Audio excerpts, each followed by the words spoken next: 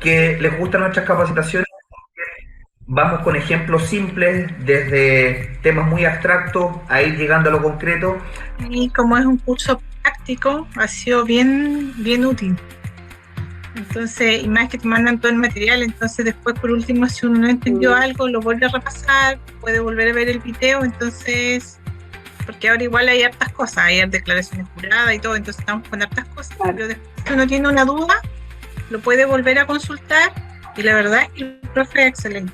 O sea, me encanta el curso. Más de lo mismo. Yo este segundo curso que tomé otro con otro colega y creo que el profesor sabe mucho y explica muy bien. Me quedó muy claro lo que es las DJ y la renta y estoy como fascinado ahora trabajando. Creo que el profe es un de hecho lo voy a buscar porque voy a estudiar con él yo creo pronto. En mi caso personal, es el segundo curso que tomo. La primera tomé el de capital propio con el profe Oportus. Me gusta la metodología que tienen de trabajo. Enseña muy bien, tiene una reputación por ser muy estricto, pero eso es porque sabe mucho. Así que pude comprobar que es así. Así que nada, yo creo que voy a estar atento por si hay algún otro cursito por ahí que ayude a actualizarlo. Así es que tú que estás viendo el video te dejamos cordialmente invitado a que puedas venir a ver cómo lo hacemos y si te interesa tenemos una gama amplia de cursos que te pueden servir. Así es que sin más preámbulos, síguenos en nuestras redes sociales y te esperamos en el siguiente curso. Cuídate. Chao.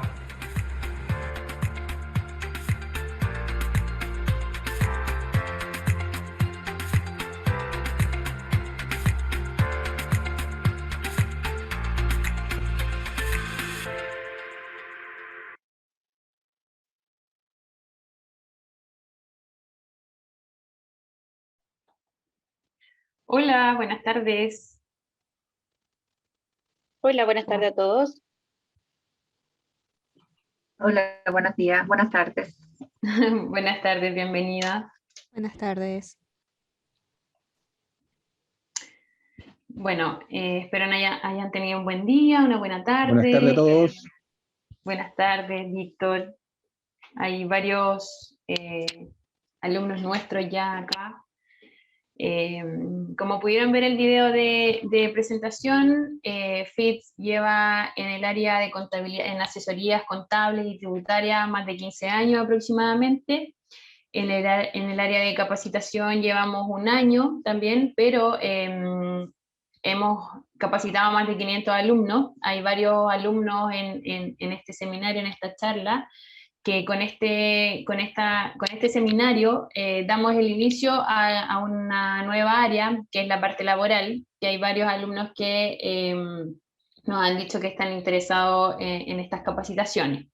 Ya, los dejo junto a Fernanda. Bueno, mi nombre es Girlet Cañas, formo parte de FITS, y ahora se va a presentar Fernanda, que también trabaja con nosotros.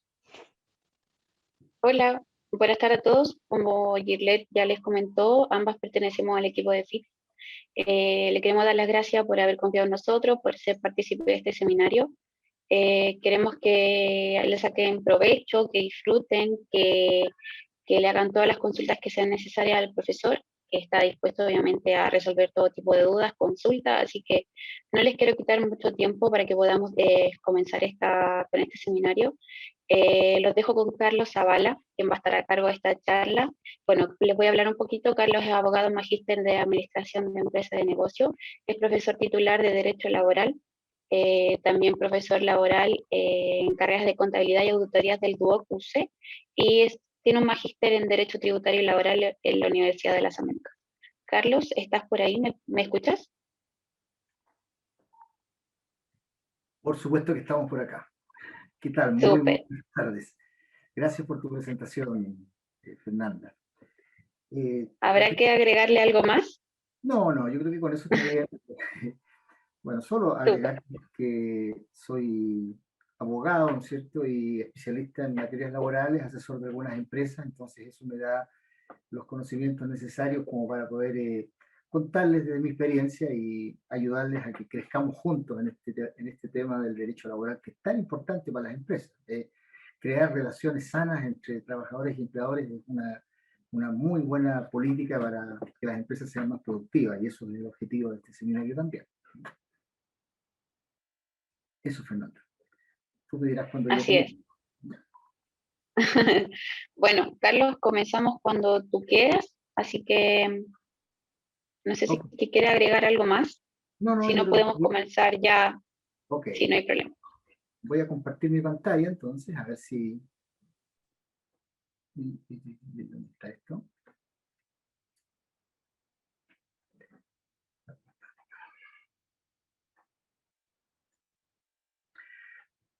Entonces me confirma si están viendo mi pantalla. ¿Ahí? ¿Sí? Por Sí, favor. se ve. Sí, se ve. Sí. Perfecto, ok. Bueno, este seminario que se me ha pedido que comparta con ustedes está dirigido especialmente al tema términos de la relación laboral. Sin embargo, me ha parecido prudente, por razones obvias, antes de comenzar propiamente tal con el seminario, hablarles un poquito acerca de algunas últimas modificaciones en materia laboral, que aquí les tengo un slide donde hay harta información, ¿ah? No es para que la leamos, sino que solamente para contarles cuáles son las últimas modificaciones en materia laboral, y me haré cargo de algunas que tienen relación con el tema que vamos a ver. Y por eso es que se los presento, ¿no es cierto? Sobre todo lo que ha pasado en este último año. Durante el año 2021 se han dictado dos normas que inciden en el tema, especialmente en el tema laboral, y que de alguna manera modifican el Código del Trabajo, que como ustedes me imagino que saben, es la principal norma que regula las relaciones laborales en materia privada en Chile. Por eso quería comentarles un poquito de estas dos normas. La última, que está saliendo recién hace un par de meses atrás, nomás el día 3 de junio, establece una cosa que era bastante obvia, un permiso especial para que los trabajadores puedan ser vacunados.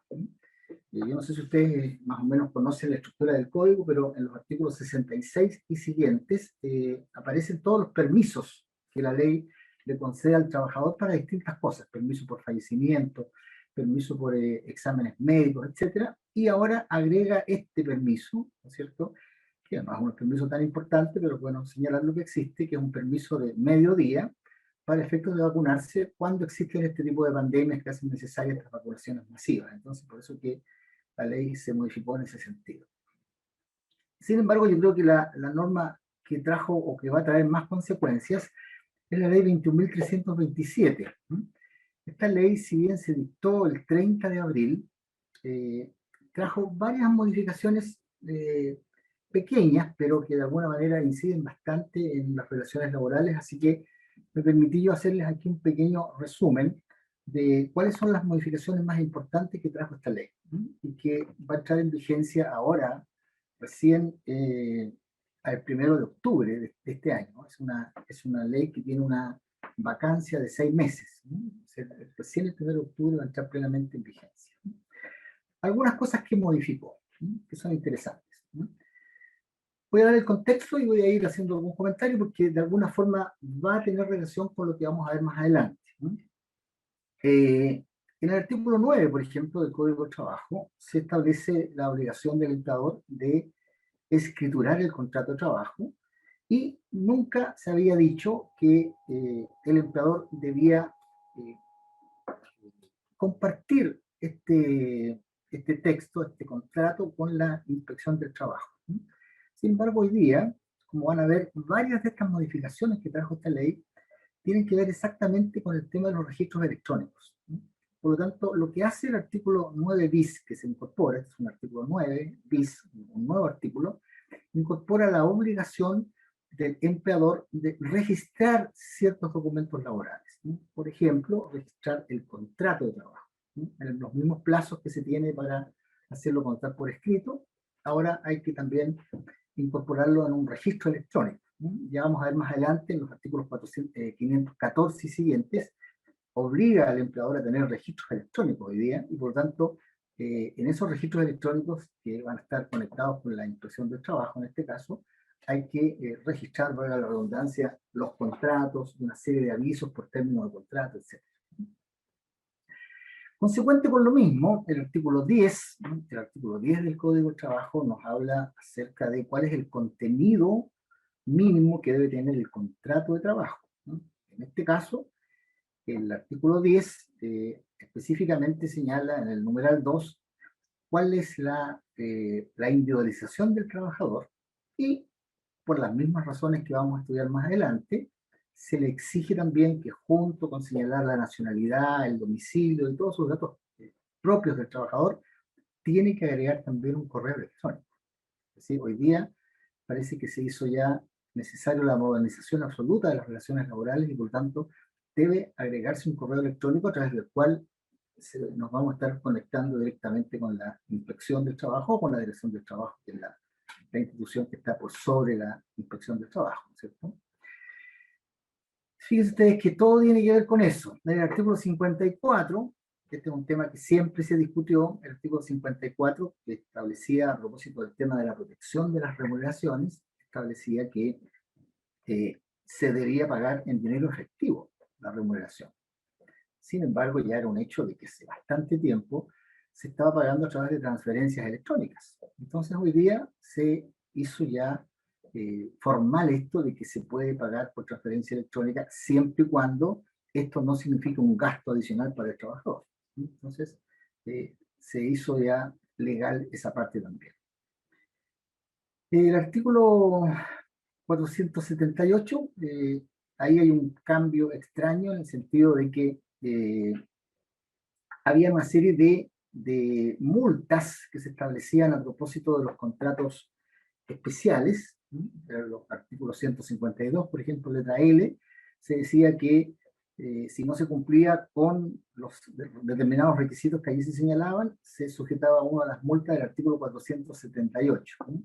Aquí lo que se hizo simplemente es decir, ese artículo 478 hace rato ya que había cambiado, y por lo tanto lo que quiso decir, y que ahora ya lo dice formalmente, es que las multas que se van a aplicar son las multas del artículo 506, ¿no es cierto? Porque es allí donde están las multas reales hoy día en el Código del Trabajo.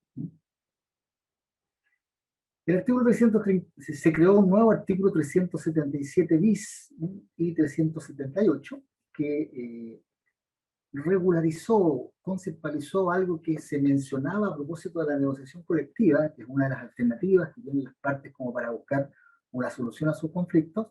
Estaba por una parte la mediación y por otro lado el arbitraje. Bueno, nunca se había hablado explícitamente acerca de qué era la mediación, los tipos de mediación. Bueno, eso se incorporó también, esta ley es lo que hizo, ¿no es cierto?, incorporar los conceptos y tipos de mediación. El artículo 506, del cual ya habíamos hablado anteriormente, contempla actualmente las sanciones que se le pueden aplicar a las empresas por incumplimiento de las normas laborales, sobre todo cuando los artículos infraccionados no hay una norma, una multa especial. Bueno, se aplican las multas del artículo 506.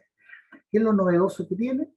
Que se rebajó un poquito el valor de las multas para las microempresas.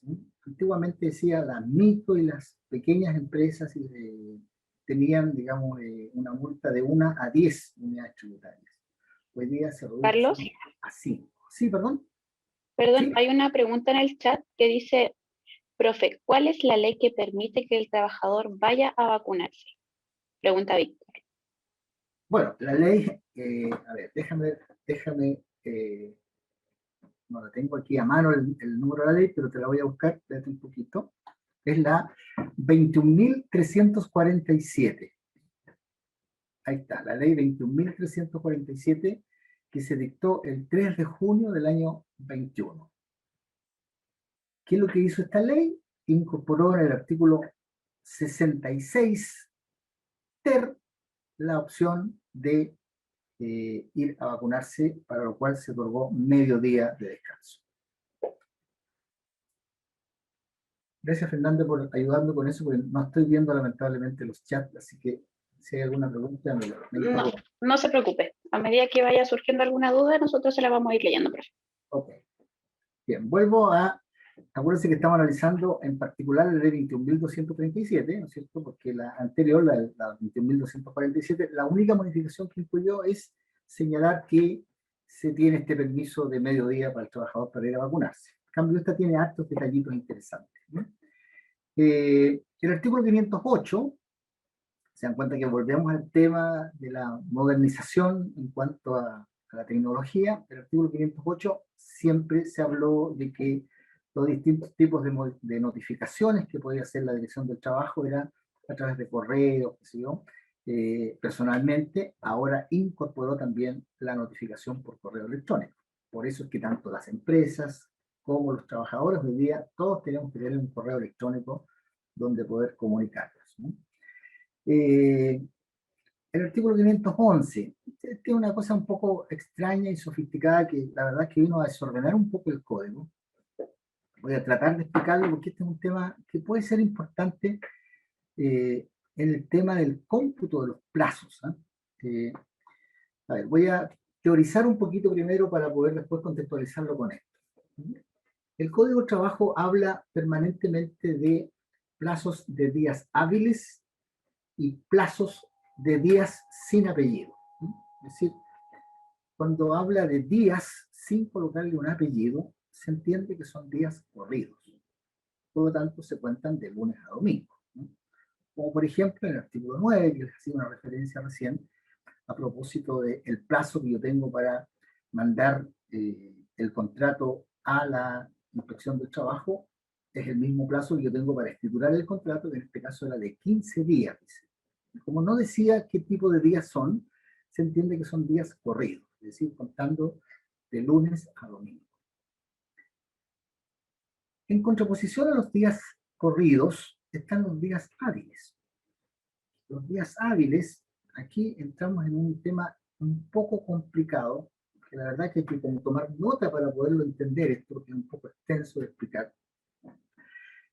Los días hábiles, en términos generales, tal como se aplica en el derecho en general, son días de lunes a sábado. O sea, los días hábiles son solo excluyendo los domingos y los festivos. Por lo tanto, si yo tengo que contar, por ejemplo, el plazo que tengo para mandarle un aviso de término de contrato a una persona, por ejemplo, yo lo desvinculé el día viernes, tengo que contar el sábado, el lunes, el martes. O sea, cuento el sábado porque el día sábado es un día hábil. Sin embargo, aquí incorporó un concepto extraño a propósito del artículo 511 y todas las normas que se relacionan con el tema de la Dirección del Trabajo. Como la Dirección del Trabajo es un organismo administrativo, se supone que con respecto a los días hábiles que yo tengo para hacer una actuación ante la Dirección del Trabajo o ante la Inspección del Trabajo, es un plazo especial en el sentido de que los días hábiles no consideran los sábados, domingos y festivos. Es decir, en este caso es parecido a lo que sucede con el feriado legal. ¿Se acuerdan que para el feriado legal el día sábado se considera siempre inhábil? Bueno, para estos efectos del artículo 511, ¿qué es lo que hay en el artículo 511? A lo mejor ustedes no lo tienen así tan a la vista, el artículo 511, se lo voy a explicar por si acaso de qué se trata. El artículo 511 es la alternativa que uno tiene como empresa para hacer una presentación ante el director del trabajo para que le modifique o le condone una multa. Entonces allí habían 15 días para hacerlo y ahora se dice que son 15 días hábiles. Y además de ser hábiles, se consideran solo de lunes a viernes. Esa es la modificación que trajo, por eso que dice que se homologa a los plazos de la ley 19.980, que es la ley que establece los plazos en materia administrativa. Un poco alambicado eso, pero más o menos de eso se trata. El artículo 512, digamos, se ajusta al nuevo articulado, ahí, déjenme ver esta parte, dice ahí, en el sentido de que antiguamente el artículo 512 se refería al artículo 474, ¿no es cierto? En realidad, con el nuevo articulado, con la nueva estructura que tiene el código ahora, debió decir artículo 503, no tiene más importancia que eso, ¿no? Y finalmente, al final del código prácticamente, se habla de todo el tema administrativo de la Dirección del Trabajo, y por eso es que lo que se hace en general en los artículos 514, 515, 516, 517, 518 y 519, se cambian esos artículos incorporando el acceso electrónico a la información, ¿no? Es decir, hoy día, por ejemplo, la Inspección del Trabajo puede solicitarle a un empleador que le envíe toda la documentación digitalizada a través de una plataforma, ¿no es cierto?, electrónica, y por lo tanto estamos con eso ajustándonos a los nuevos tiempos, ¿no? Eso es en general, diría yo, las modificaciones que trajo esta ley, la 21.237, que seguramente muchos de ustedes no conocían, ¿no es cierto?, que es una ley nueva, que repito, entra en vigencia el 1 de octubre de este año, por eso quise de alguna manera hacerles esta extensión para que supieran, a pesar de que solo a propósito del artículo 9 bis se relaciona con la materia que vamos a ver a continuación. No sé si hay alguna Carlos, pregunta. ¿Sí? sí, aquí hay... Claudia pregunta, los contratos, a ver, ¿sigue siendo obligación la firma de la liquidación de sueldos? Sigue siendo... no.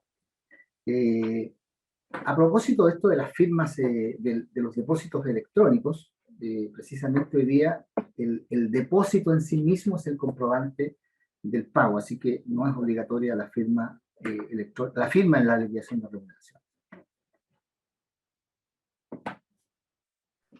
Hay otra pregunta más que dice, ¿los contratos anteriores a esta ley también deben subirse a la ADT? No lo señala la ley, así por lo tanto se supone que son los contratos que se firman a contar del 1 de octubre de este año. Hay todo un proceso de ajuste, las empresas tienen que ajustarse a la nueva tecnología, incluso se hace referencia aquí de las asesorías que va a dar la Dirección del Trabajo para poder ajustarse a algunas empresas que por razones económicas o de ubicación geográfica no tengan acceso fácil a la tecnología. Va a quedar todo un proceso, una reglamentación por eso que la ley se va a demorar 6 meses en entrar en vigencia, precisamente para poder hacer todos esos ajustes, ¿no es cierto? Porque hay muchas pequeñas empresas que no tienen acceso a la tecnología. Así que eso va a haber que todavía conversar y ver cómo se va a poder hacer exigible eso. Yo creo que va a tener que haber un periodo de flexibilización, ¿no es cierto?, para poder hacer efectivo esto a contar del 1 de octubre. ¿Ok?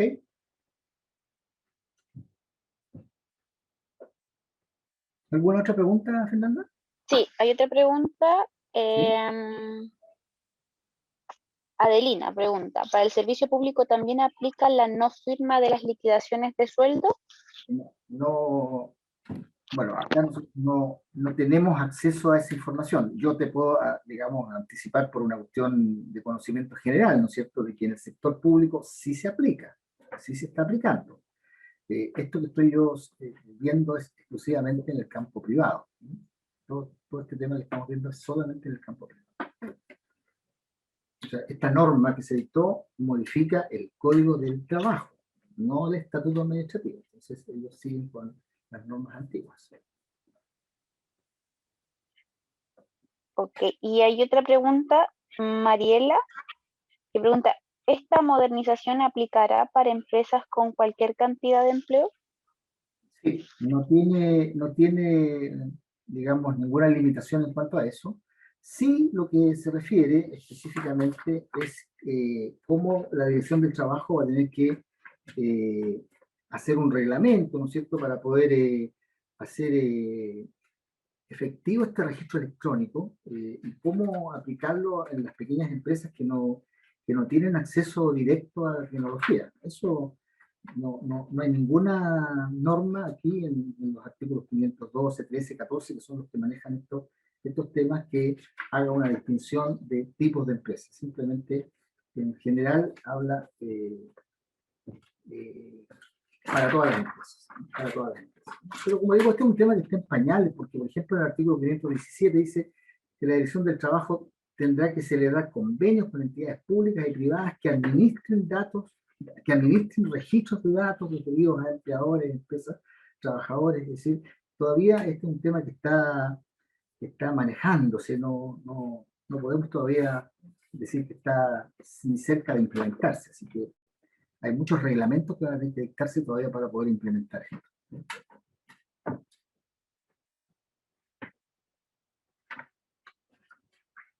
Eso. Muchas gracias. No hay preguntas aún Okay. en el chat, Carlos. Bien, avancemos a lo que realmente nos convocaba hoy día, porque esto que estamos hablando en realidad es un poco difícil todavía dar una opinión absolutamente certera, cuando, como ustedes ven, todavía no ha entrado en vigencia y esto hay que irlo ajustando, la jurisprudencia hace su trabajo en su momento para ir viendo casos específicos. Así que vamos a avanzar un poquito en beneficio del tiempo, si no, no voy a alcanzar a ver todo lo que yo pensaba hoy día. El tema del término de la relación laboral. Los que tengan acceso al Código del Trabajo o lo conozcan el Código del Trabajo, sabrán que esta materia está especialmente regulada a partir del artículo 159 del Código del Trabajo. Y precisamente sobre este artículo 159 hay un título que obviamente habla del término de la relación laboral, pero también habla del llamado principio de estabilidad en el empleo, que es importante que lo tengamos presente, a pesar de que no es el tema hoy día de profundizarlo, ¿no es cierto?, sino que es producto de un curso más específico esto, pero ¿en qué consiste este principio de estabilidad del empleo? ¿Cierto? En que un empleador hoy día tiene que tener mucho cuidado, mucha responsabilidad cada vez que va a desvincular a un trabajador, porque la idea que está planteada en las disposiciones de los artículos 159 y siguientes es que solo se podrá poner término al contrato, solo se podrá desvincular a una persona cuando existe una justa causa legal, una justa causa legal. Y en eso hay que tener mucho cuidado, porque tal como les presento ahí, ¿no es cierto?, la consecuencia de infraccionar, de no respetar este principio, se manifiesta no solo en el artículo 168, que es el que habla en general del llamado despido injustificado, que ya sabemos que tiene consecuencias económicas, sino que también hoy día está muy de moda que escale, diría yo, el problema del despido injustificado a un problema de tutela laboral.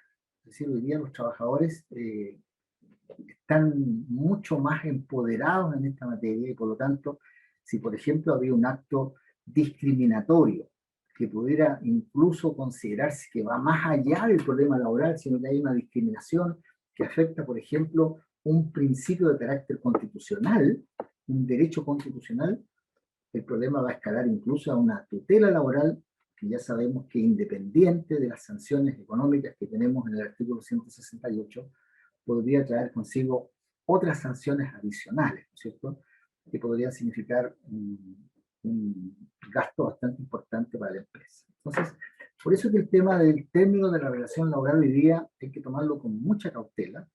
Si bien yo no voy a examinar con detalle específico cada una de las causales, sí les voy a comentar algunas que me parece que es interesante considerar, ¿no? Las primeras causales que aparecen, las primeras causas legales, son las causales del artículo 159. Las causales llamadas en términos doctrinarios, causales objetivas, porque si ustedes analizan estas causales, no son situaciones que involucren una conducta indebida del trabajador, sino que son situaciones generales, ¿no es cierto?, donde no hay una culpa ni una situación que podría imputarse al trabajador, ni menos al empleador, ¿no?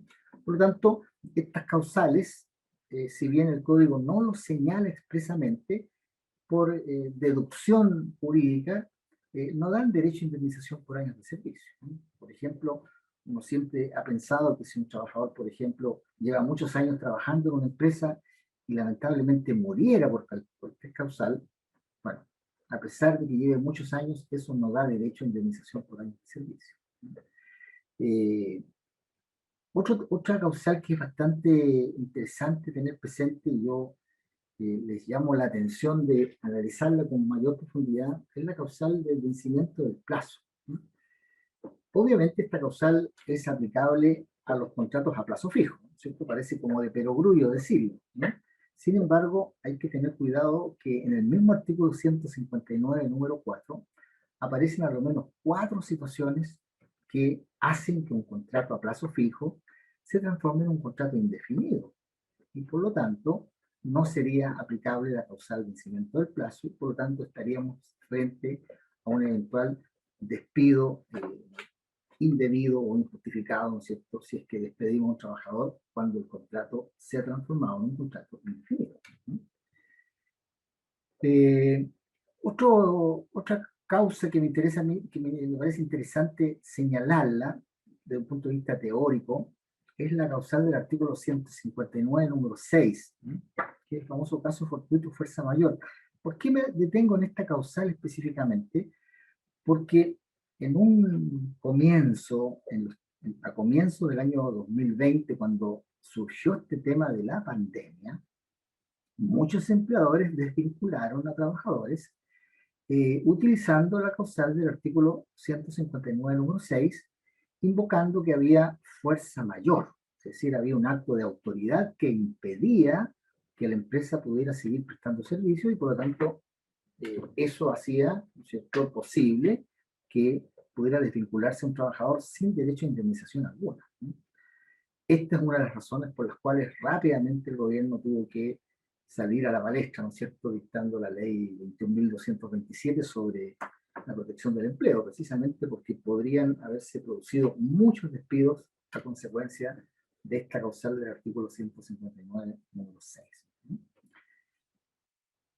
Sigo avanzando. Las causales del artículo 160 son muy extensas, como para analizarlas así una a una. Sin embargo, quiero hacer énfasis en que estas son causales que, por supuesto, comienzan con una frase bastante decidora que dice que no dan derecho a indemnización alguna, ¿no? Porque aquí estamos frente a las típicas causales llamadas causales subjetivas. Es decir, aquí claramente se trata de una inconducta del trabajador y, por lo tanto, da derecho a desvincularlo sin derecho a indemnización alguna, ¿no? Hay que tener cuidado con esta frase sin derecho a indemnización alguna porque uno a veces podría interpretar de que cuando yo desvinculo a un trabajador por alguna de estas causales, no tiene derecho a nada, ¿no es cierto? No tiene derecho a que se le pague nada. Sin embargo, debemos considerar que el pago, por ejemplo, de feriado proporcional o compensatorio es una indemnización que debe pagarse, yo diría, en el 99% de los casos, ¿no? Excepcionalísimamente no se paga indemnización por de feriado, ¿no es cierto? Que es el caso cuando tú contratas, por ejemplo, a una persona por 30 días o menos, ¿no es cierto? Pero sí da derecho a esa indemnización, ¿no? Porque esa es una indemnización. Por lo tanto, lo que hay que entender es que no da derecho a la indemnización sustitutiva del aviso previo, conocida comúnmente como el aviso previo, ni tampoco, por supuesto, da derecho a indemnización por años de servicio. A esas indemnizaciones a las que se refiere cuando dice estas causales no dan derecho a indemnización alguna. ¿Qué debo señalar como una cuestión importante?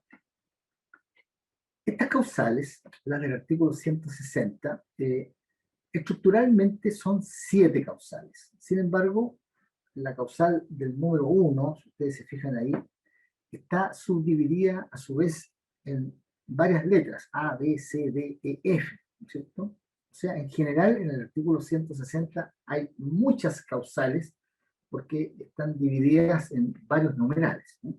Sin embargo, el detalle que yo quiero señalar es que hay que tener mucho cuidado como empleador cuando uno aplica alguna de estas causales. Voy a mirarlo desde el punto de vista del empleador, ¿no es cierto? Y no desde el punto de vista del trabajador.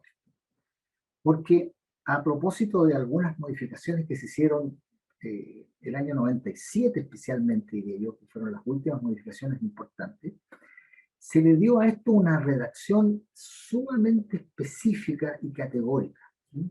Muy específica y categórica, ¿sí? Voy a darles algunos ejemplos solamente como para poderlo representar a qué es lo que me refiero. Hasta antes de esa modificación decía, por ejemplo, que era causal de término del contrato la falta de probidad. Simplemente decía falta de probidad, o sea, falta de honestidad del trabajador. Y no decía en qué contexto. Por lo tanto, perfectamente se podía usar en aquel tiempo que si un trabajador, por ejemplo, tenía muchas deudas en el sistema financiero, estaba en DICOM, podría entenderse que era un señor que había falta de probidad y podría haberse, por ese lado, desvinculado al trabajador. Bueno, ¿qué es lo que se hizo? Si ustedes se fijan ahora, dice claramente falta de probidad del trabajador en el desempeño de sus funciones. O sea, hoy día se especificó.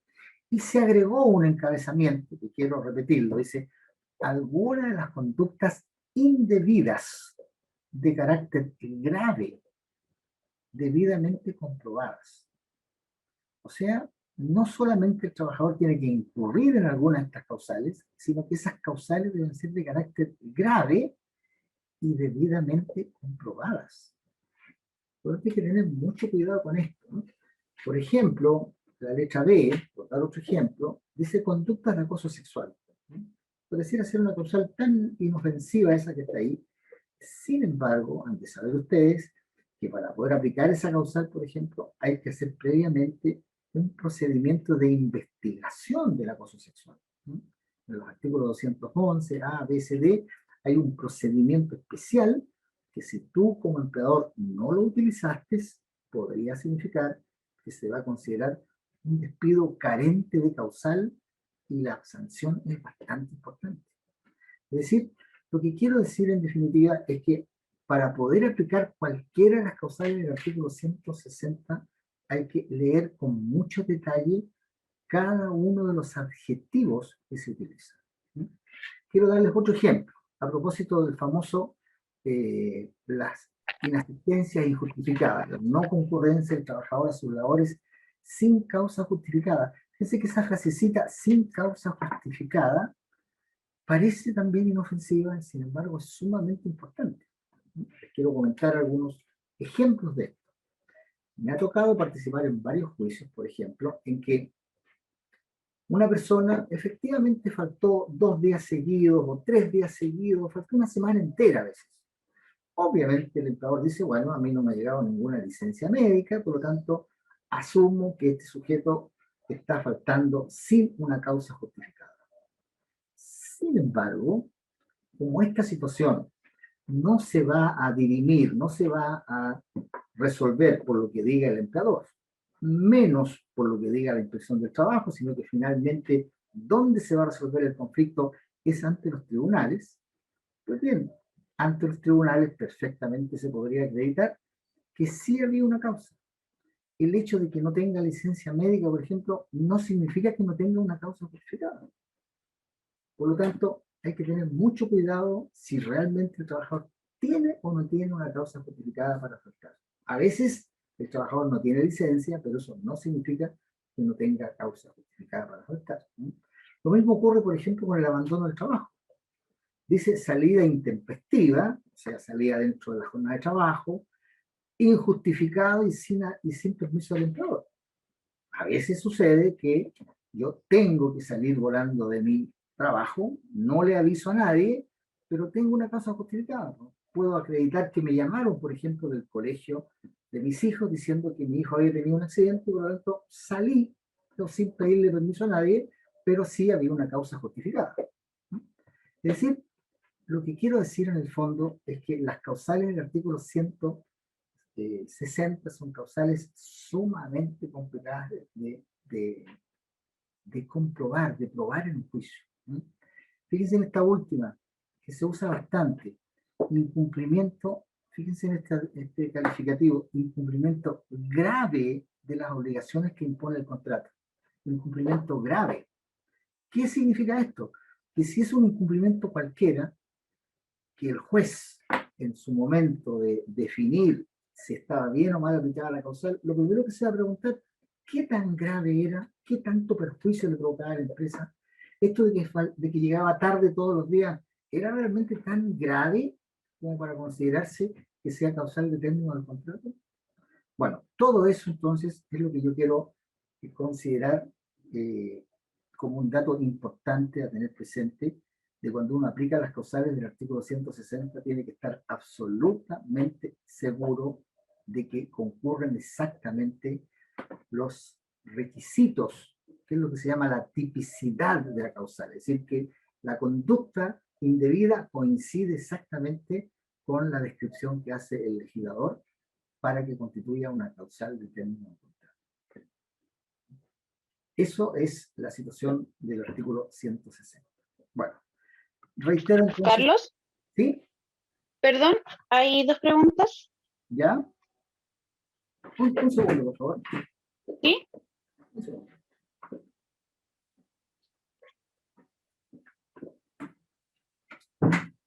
Había un ruido de fondo ahí que me estaba incomodando. Por favor, ahora dime nomás cuáles son las preguntas. Ya, dice, ¿qué opina respecto de aquel trabajador que no quiere vacunarse por COVID y la empresa, por mandato de la ley, no puede dejar que ingresen personas, empleados y clientes, sin plan de inmunización completa? ¿Lo puede despedir por fuerza mayor por necesidades de la empresa? ¿Qué causal se debería invocar? Ya. Yo creo que en ese caso no hay causal. No hay una causal necesidades de la empresa. Bueno, no hemos hablado todavía de la causal necesidades de la empresa, ¿no? Yo creo que en ese caso, en los tiempos que estamos viviendo, simplemente utilizando lo que se llama el jus variandi, que es esta posibilidad que uno tiene como empleador de hacer ciertas modificaciones al contrato, debiera hacer teletrabajo en la medida de lo posible, o buscar una forma de que tenga una actividad que no lo vincule con el resto de los trabajadores. Pero me parece a mí que en esas circunstancias que se está planteando no hay, por una parte, no hay fuerza mayor. No podríamos aplicar eso. Quizás podríamos considerar, buscándole ya de manera muy específica, la causal incumplimiento grave de las obligaciones del contrato. Si es que en el contrato se hubiese establecido la obligación del trabajador de estar vacunado, por ejemplo, una situación así, pero como eso seguramente no va a estar, no vamos a poder aplicarlo. Necesidades de la empresa tampoco aplica. Yo creo que estamos ahí simplemente en una situación sin una solución tan simple. Yo creo que no me atrevería a decir que ese juicio estaría ganado si es que yo desvinculo a ese trabajador. Ya, tengo otra pregunta que dice, para los que están con el artículo 22, ¿se aplica la salida injustificada? Es que hay que tener cuidado con el artículo 22, ¿eh? Porque el artículo 22 lo que hace es establecer que esos trabajadores no tienen límite, el límite de las 45 horas son los que ellos no lo tienen. Por lo tanto, igualmente hay que tener presente que en el contrato de esa gente del artículo 22, siempre que se den los requisitos para que sea del artículo 22, porque hay muchos empleadores que abusan del artículo 22, inciso segundo, tercero, cuarto, estableciendo que un trabajador, sin que existan los requisitos, simplemente le dicen, usted es un 22, inciso segundo. Por ejemplo, usted no tiene derecho a horas extras, porque en el fondo el empleador, ese es el objetivo, lo utiliza como una herramienta para no pagar horas extraordinarias. Pero hay que tener cuidado de que tú, si no se dan los requisitos específicos que están en el artículo 22, no estás obligado a aceptar que tú no tengas límite en la jornada. Por lo tanto, si en el contrato, lo estoy mirando desde el punto de vista del empleador, si en el contrato se establece que tú igualmente tienes que asistir en ciertos momentos a la empresa, tienes que estar presente, igualmente en ese caso se podría considerar un abandono si tú sales sin la autorización respectiva de la jefatura que corresponde. Ahora, si tú solamente estás con el objetivo de cumplir ciertas metas, no existiría la posibilidad de poderte despedir por abandono, porque en ese caso tácitamente no tienes obligación de estar presente en la empresa para poder cumplir los objetivos. Tengo otra pregunta que dice, ¿solo el contrato que dura hasta 30 días no tiene derecho al feriado proporcional? A ver, eso está en el artículo 44, inciso quinto del Código del Trabajo, y se establecen dos situaciones allí. La primera es que, eso está a propósito del tema de el ingreso mínimo, ¿no? En el sentido de que cuando tú contratas a una persona por 30 días o por menos de 30 días, se supone que al momento de pactar la remuneración está todo incluido en esa remuneración que tú pactaste. Por lo tanto, cuando termina el contrato no tienes que pagarle absolutamente nada, no tienes que pagarle vacaciones, no tienes que pagarle absolutamente nada más porque está todo incluido. Por eso es que se dice que ese trabajador no tiene derecho a pago de vacaciones. Pero la ley, en el inciso siguiente, hace una extensión a esto, en el sentido de que si tú, por ejemplo, contrataste a una persona por 30 días o menos, y posteriormente le renovaste el contrato por otro tiempo similar, que en total no supera los 60 días, tampoco estarías obligado a pagarle vacaciones en ese caso. Pero repito, siempre y cuando lo hayas contratado en un primer periodo por 30 días o menos y después le hayas renovado por otros 30 días o menos. Por lo tanto, no aplicaría, por ejemplo, si tú hiciste un contrato por 60 días, porque ahí estaríamos fuera de la norma y tendrías que pagarle vacaciones proporcionales. No sé si me expliqué. Sí, súper, Carlos. Y hay una pregunta con respecto a la que hicieron con la vacuna del COVID. Dice, es un trabajador que hace atención al cliente, no puede hacer teletrabajo. ¿Puede en adelante exigir vacunación? Bueno, el problema es que hasta ahora no existe una norma que me obligue a mí a vacunarme. La vacuna lamentablemente aún no es obligatoria. Lo más cercano que ha hecho el gobierno con respecto a esto es establecer estas normas que son de tipo sanitario, que dicen relación con restringir el ingreso a ciertos sectores. Pero no existe todavía una norma que me obligue a mí a vacunar. Por lo tanto, yo pienso que a ese trabajador, la única alternativa que hay es destinarlo a hacer otra actividad distinta que no tenga relación con las personas y por lo tanto no exista peligro de contaminación. Yo creo que no existe todavía, insisto, una norma que me obligue a vacunarme y por lo tanto no podría tampoco ser causal de despido si no me vacuno. Muchas gracias, Carlos. No hay más preguntas, así que podemos continuar. Ok, bien. Veamos las causales entonces ahora del artículo 161. Las causales del artículo 161 lamentablemente siempre se han tomado de manera bastante liviana, al punto que prácticamente se utiliza, perdón el concepto vulgar que voy a usar, pero como un bolsillo de payaso, ¿no es cierto? Donde cuando no existe una causal específica, digo, bueno, lo despido por necesidades de la empresa. Sin embargo, esta causal cada vez se ha tratado de ir limitando específicamente a que sea una causal objetiva. ¿A qué me refiero con que sea una causal objetiva? Lo voy a decir de manera inversa. Esta causal jamás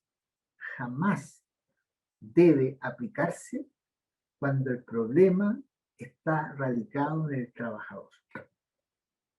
Si el problema es el trabajador, significa que no es un problema de necesidades de la empresa. Si el problema es de la empresa, sin importar quién sea el trabajador, en ese caso estamos frente a una causal de este tipo. Porque hoy día, cada vez se ha ido restringiendo más, y una prueba de esto es que, por ejemplo, hasta hace un tiempo atrás había dentro de las causales que permitían, porque la causal se llama en forma genérica necesidades de la empresa, establecimiento o servicio. Ese es el nombre genérico, y a propósito de eso se dan algunos ejemplos, como cambio en las condiciones del mercado, cambio en la economía, racionalización, modernización de la empresa, etc. Pues bien, hasta hace algunos años atrás existía la posibilidad de utilizar esta causal por falta de adecuación laboral o técnica del trabajador.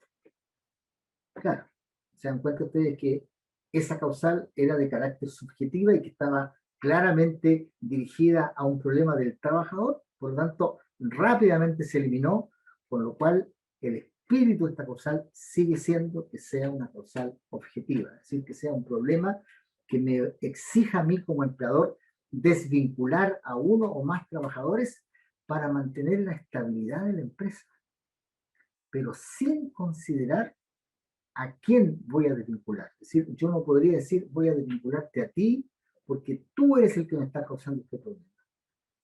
Eso es el espíritu de esta norma.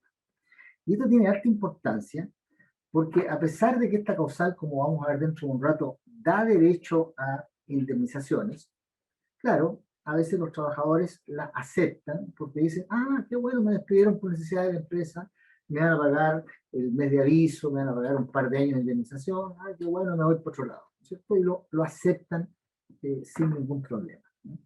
Sin embargo, hoy día hay una tendencia bastante importante a reclamar igualmente cuando a ti te despiden por necesidades de la empresa, si es que efectivamente no hay una causal objetiva como la que yo he explicado, porque eso va a tener dos consecuencias que son bastante importantes a veces para el trabajador. La primera, que la vamos a explicar más adelante, si gustan con más detalle, si tú te vinculas a un trabajador por necesidades de la empresa y en un juicio, porque reitero, todo esto se entiende en los tribunales, independiente de lo que tú pienses como empleador, las asesorías legales que te pueda dar un abogado, el comparendo ante la impresión del trabajo, todas esas cosas lamentablemente no tienen las facultades para definir este problema. Solamente los tribunales son los que van a resolver si finalmente está bien o mal aplicada la causal. Si tú logras finalmente demostrar que no estaba bien aplicada la causal, bueno, por una parte, si te pagaron indemnización por años de servicio, tienes derecho a que esa indemnización se incremente en un 30%, que ya puede ser importante, ¿no es cierto?, dependiendo del monto de la indemnización por años de servicio. Pero hay otro elemento más que se va agregando hoy día y que ha hecho que mucha gente más reclame por esta situación, que es la situación que está contemplada en el artículo 13 de la ley 19.827, que es la ley de seguro de desempleo, que permite al empleador descontar del finiquito, descontar de la indemnización por año de servicio, los aportes que él hubiese hecho en la AFC, ¿cierto? Acuérdense que el empleador normalmente por estos trabajadores cotiza un 2,4%, y de ese 2,4%, un 1,6% va al fondo individual de cada trabajador, y por lo tanto ese fondo acumulado más toda la reajustabilidad que he tenido ese fondo, yo se la puedo descontar al trabajador al momento del finiquito. Entonces, ¿qué es lo que se ha hecho una tendencia últimamente? De reclamar igual si la causal no está bien aplicada, porque por una parte vas a obtener un 30% más de indemnización, pero además de eso no te podrían aplicar el descuento, porque el descuento se aplica solo cuando la causal es efectivamente el artículo 161. Por lo tanto, no sería aplicable y tendrían que pagarte ese dinero, devolvértelo si te lo hubiesen descontado. Eso, digamos, es la razón por la cual hoy día está muy de moda reclamar incluso por necesidades de la empresa.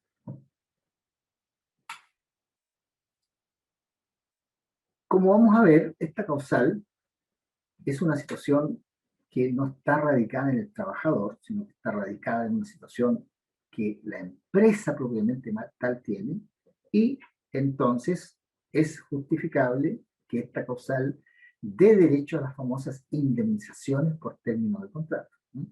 Ya vamos a hacer la explicación de que podrían eventualmente pagarse dos tipos de indemnizaciones cuando yo desvinculo con necesidades de la empresa: la indemnización sustitutiva del aviso previo y la indemnización por años de servicio. Sin embargo, voy a reservarme esas indemnizaciones para el final, ¿no es cierto?, para la segunda parte.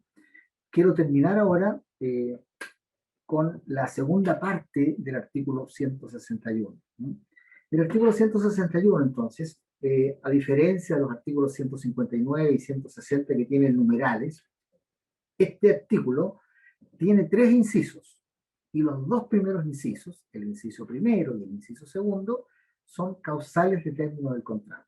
En el artículo 161, inciso primero, está esta causal de la que estábamos hablando, que se llama necesidades de la empresa, establecimiento de servicio, y en el inciso segundo hay otra causal distinta, que es el desahucio, que no es muy conocida por todas las personas esta causal, porque está como escondidita ahí, ¿no es cierto?, el desahucio, y que es una causal bastante especializada.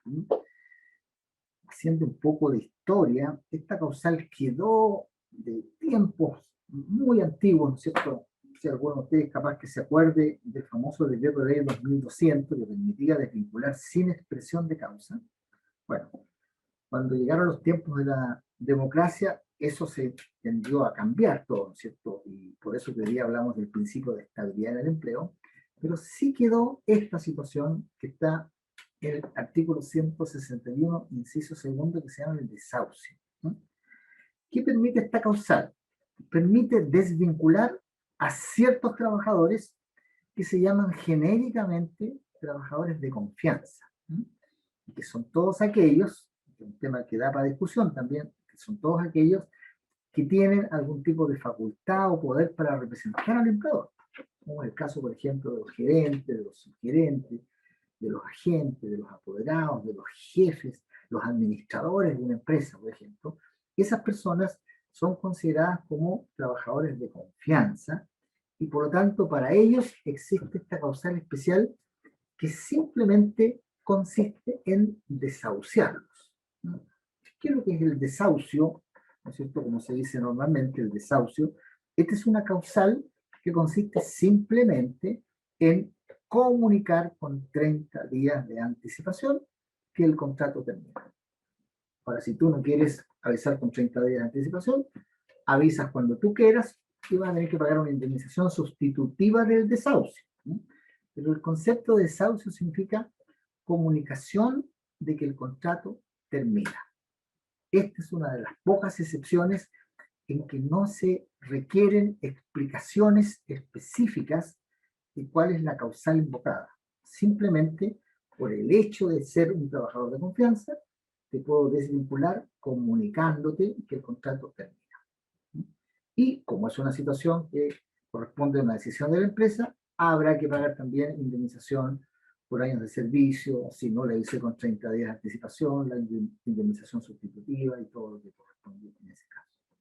Pero esta es una causal específica para los trabajadores de confianza y por eso que también se aplica a los trabajadores de casa particular, porque obviamente nadie puede ser más de confianza que un trabajador de casa particular. Y termino. Carlos. Sí, dígame. Es que hay dos preguntas más en el chat. Ya, ok. La primera dice, entonces, ¿el descuento del seguro de cesantía solo aplica al despido por el artículo 161 y por el contrato por obra? No.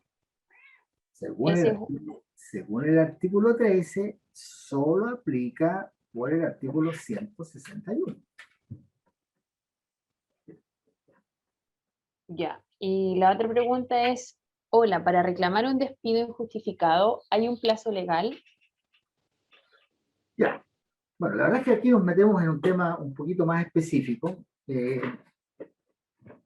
Yo había pensado hacer un pequeño break aquí, pero voy a contestar esta pregunta y postergamos un poquito un break, ¿cierto? Para tomarme un cafecito y descansar un poco, porque ya llevamos una hora prácticamente.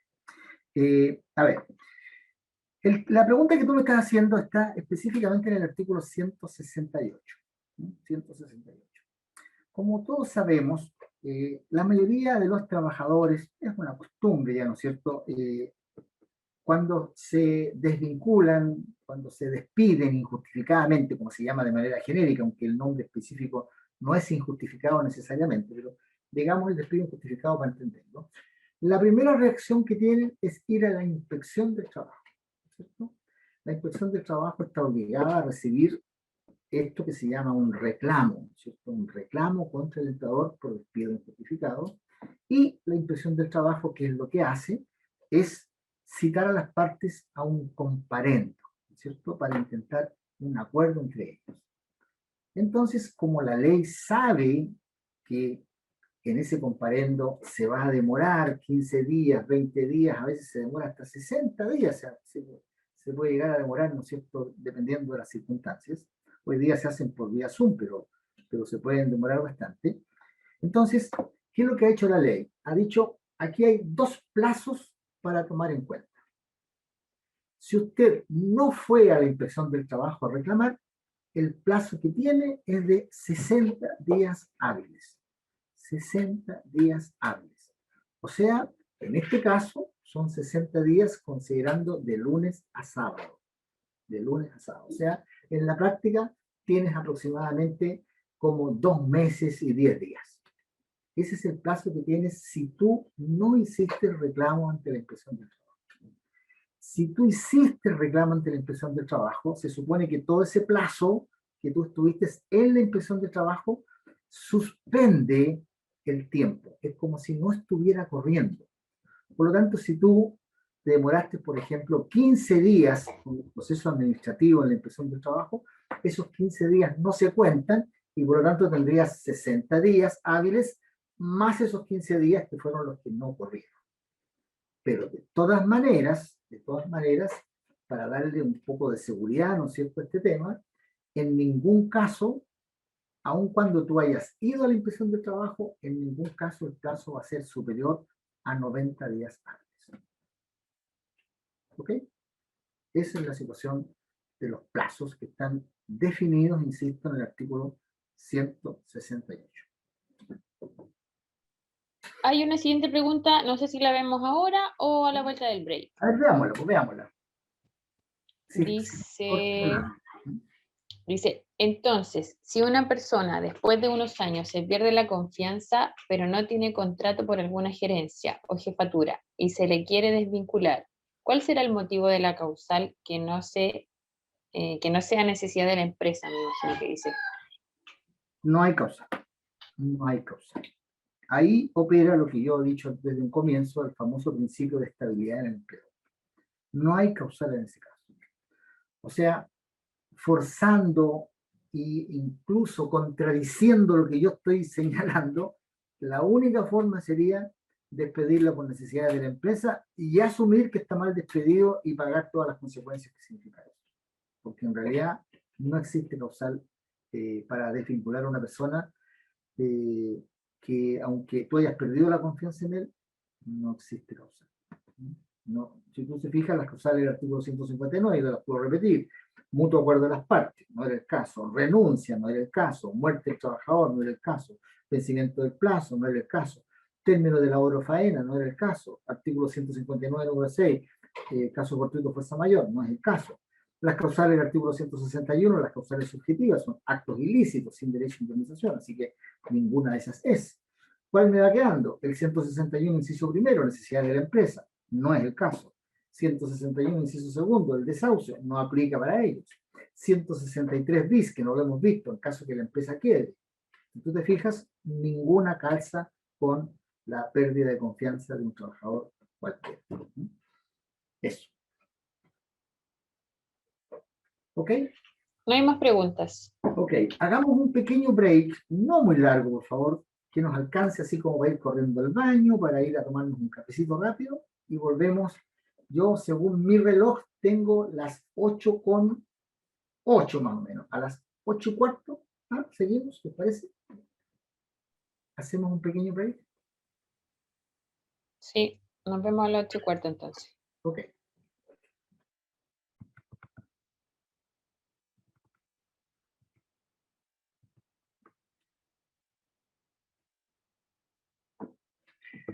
Bien, mientras se van sumando los demás, vamos a hablar de esta causal que nos quedó pendiente, que es una causal sumamente extraña, que seguramente algunos no conocen su regulación. Esta es una causal que está en el artículo 163 bis. Esta es una causal específica y que tiene, digamos, una razón obvia. ¿Qué es lo que pasa cuando una empresa, por ejemplo, vamos a decirlo en términos antiguos, porque este es un concepto que ha cambiado hoy día, cuando una empresa es declarada en quiebra? Hoy día tiene un nombre distinto, se llama un procedimiento concursal, ¿no es cierto? ¿Qué pasa en ese caso? Obviamente, la persona que está a cargo de la quiebra, quien administra la quiebra, tiene que comunicar a los trabajadores, obviamente, que el contrato ha terminado. No tiene la posibilidad, ¿no es cierto?, de seguir la empresa, sobre todo si se declaró la liquidación, porque a veces las empresas definen continuidad de giro, ¿no es cierto? Entonces, en ese caso, obviamente, el contrato sigue vigente y los trabajadores siguen trabajando, pero ¿qué pasa si es que se decide ya finalmente liquidar la empresa? Es decir, vender los activos de la empresa para poder pagarle a los acreedores, ¿no? Bueno, en ese caso, obviamente, significa que la empresa terminó y por lo tanto el liquidador, ¿no es cierto?, que es la persona que se designa para poder liquidar, valga la redundancia, y pagarle a todos los acreedores, tendrá que comunicarle al trabajador, para eso tiene un plazo de 6 días desde que se dicta la resolución de liquidación, de 6 días para que el trabajador, ¿no es cierto?, esté en conocimiento. Me imagino que ahora habrá que agregar, ¿no es cierto?, ¿no? La ley no consideró este pequeño detalle, pero me imagino que el liquidador también lo hará a través de la plataforma de comunicar el término a la inspección del trabajo, ¿no? Bueno, ¿qué consecuencia tiene esto? Tiene la misma consecuencia como si al trabajador lo hubiésemos desvinculado por necesidades de la empresa. Es decir, se aplica el mismo criterio del artículo 161, inciso primero. Es decir, vamos a tener que pagarle las indemnizaciones respectivas. Entonces, esta es una causal que, si bien no era lógica, se prestaba para interpretaciones diversas y por lo tanto aquí lo que hizo el legislador es incorporar este artículo 163 bis que vino a regular esta parte explícitamente, ¿no? Entonces, resumiendo entonces, las causales de término del contrato, que son las únicas que se pueden aplicar, son las del artículo 159, 160, 161 y 163 bis. Ahora, si uno quisiera ser un poquito más exagerado y exigente, podría encontrar otras causales, pero son muy sofisticadas y que no vale la pena analizarlas con mucha profundidad, como por ejemplo en el artículo 9 del Código del Trabajo, hay una causal de término del contrato. Por ejemplo, cuando es el trabajador el que no quiere firmar el contrato sin una causa justificada, la ley dice, en ese caso, usted, señor empleador, puede poner término al contrato sin derecho a indemnización alguna. Por lo tanto, ahí habría una causal. Otra causal, tratando de encontrarle, por ejemplo, estaría en el artículo 147 a propósito de los trabajadores de casa particular, que simplemente ellos tienen contratos a prueba. Entonces, cuando se termina el contrato a prueba, simplemente termina, ¿no es cierto?, la relación laboral. Por buscar algunas causales específicas, ¿eh? Pero las causales formales son las que acabo de señalar: 159, 160, 161 y 163 bis. Ahora bien, aquí hay un tema que tiene directa relación con lo que vimos al comienzo de esta modificación tecnológica de la Dirección del Trabajo. ¿Por qué razón? Porque, tal como lo voy a señalar ahora, cuando tú, empleador, le pones término al contrato, tienes ciertas obligaciones, yo diría administrativo-jurídicas, ciertas obligaciones. ¿Cuáles son estas obligaciones? Estas obligaciones son, uno, comunicarle al trabajador que el contrato ha terminado. Esto es lo que se llama el aviso del empleador por el término del contrato.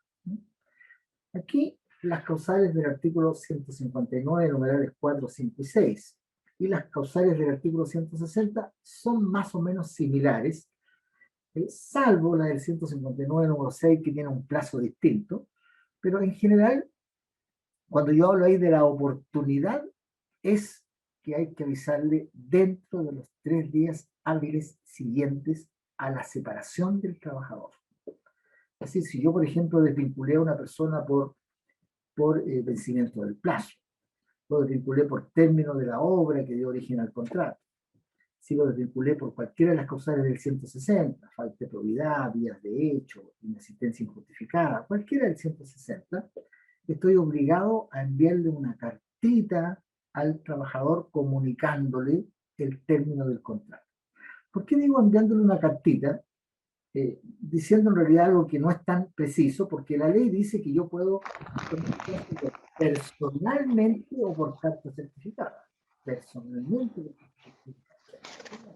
Personalmente es muy difícil que se logre, porque si fuera así, ¿no es cierto?, yo tendría que enfrentarme directamente al trabajador, pedir que me firme una copia del documento que le estoy entregando. Entonces, por eso que en la práctica se usa normalmente cartas al domicilio que el trabajador tiene registrado, ¿no es cierto? Hoy día me imagino que eso, no sé si estás escuchando, Fernanda, para que mutees ahí. Parece que ya pasó. Sí, ahí lo silenciamos. Ok. Entonces, hoy día seguramente eso va a reemplazarse por enviarle un correo electrónico al trabajador, ¿no es cierto? Como estamos en la vía de modernizar, seguramente va a ser así, pero para seguridad del empleador es mejor enviarle una carta certificada dentro del plazo. Esa carta certificada además debe tener un contenido, y ese contenido es especificar claramente cuáles son las causas legales por las cuales lo estamos desvinculando, la fecha de la desvinculación, los hechos en que se funda la causal y, lo más importante, señalar y acreditar el pago de las cotizaciones previsionales. El pago de las cotizaciones previsionales. Hay una pregunta que siempre surge acá en este caso.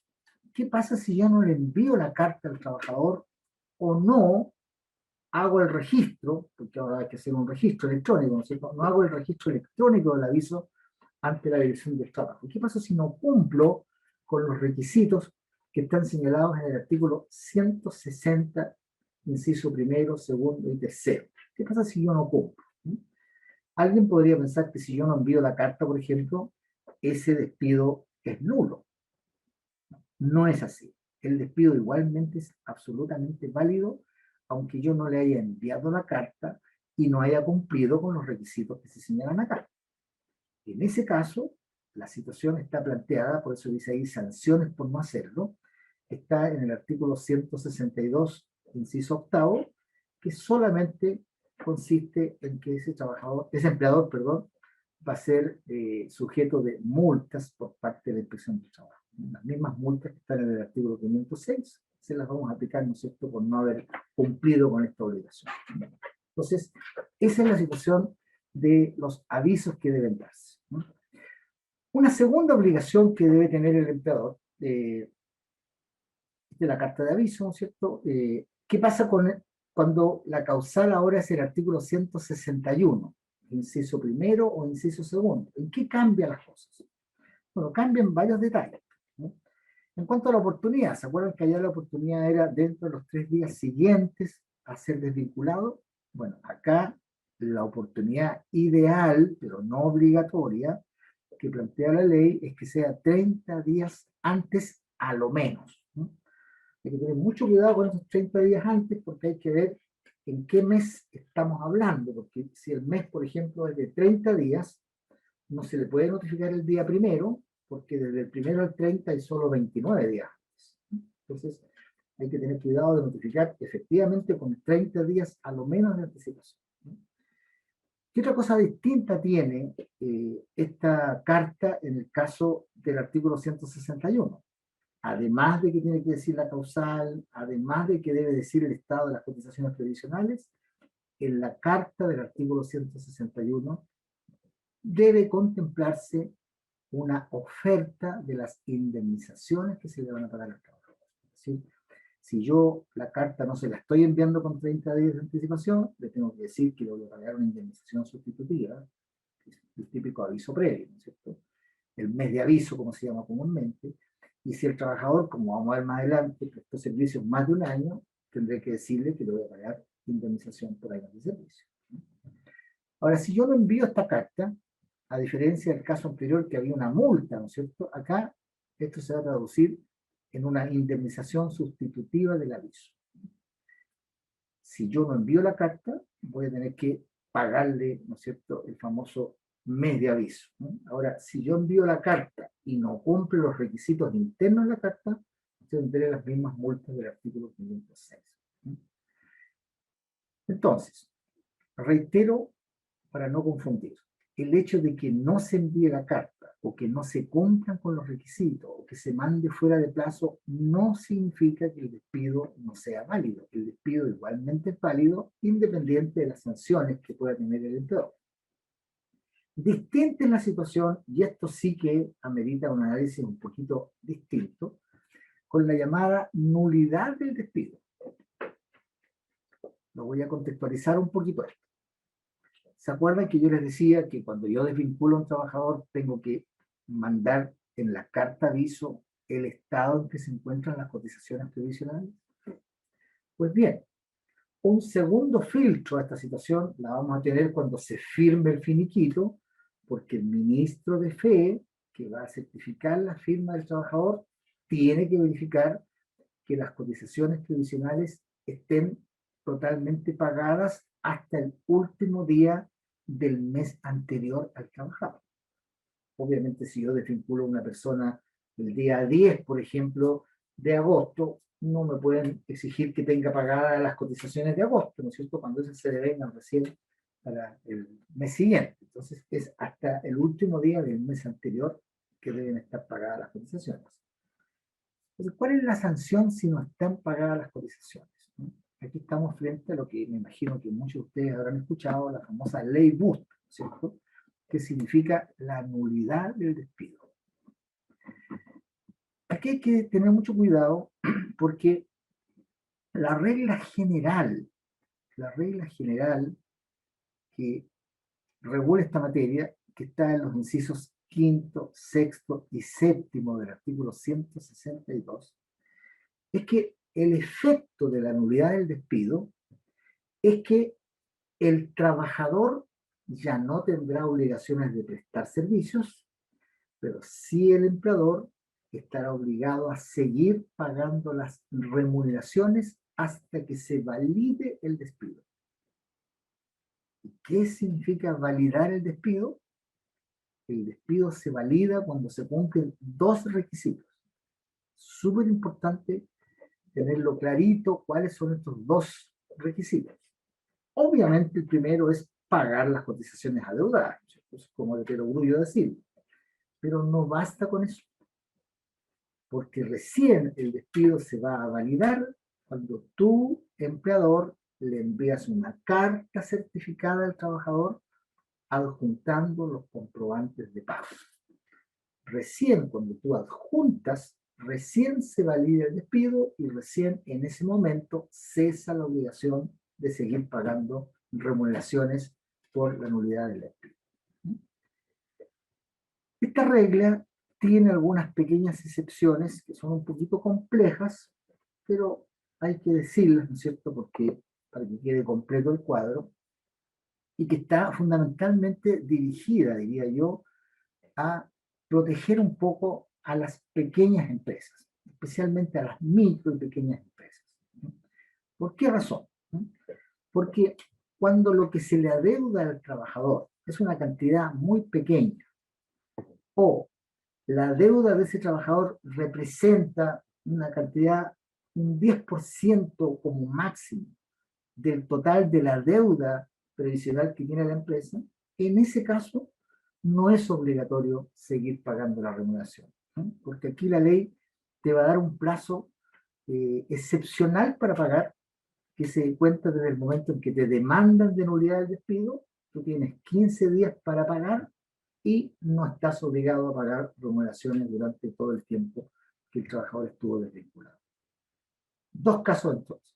Cuando lo que tú adeudas es menos de 2 unidades tributarias, es decir, cuando tú adeudas menos de 100.000 pesos aproximadamente en deuda previsional, o cuando lo que tú le adeudas a ese trabajador no representa más de un 10% de lo que se le adeuda a todos los trabajadores en materia previsional en la empresa.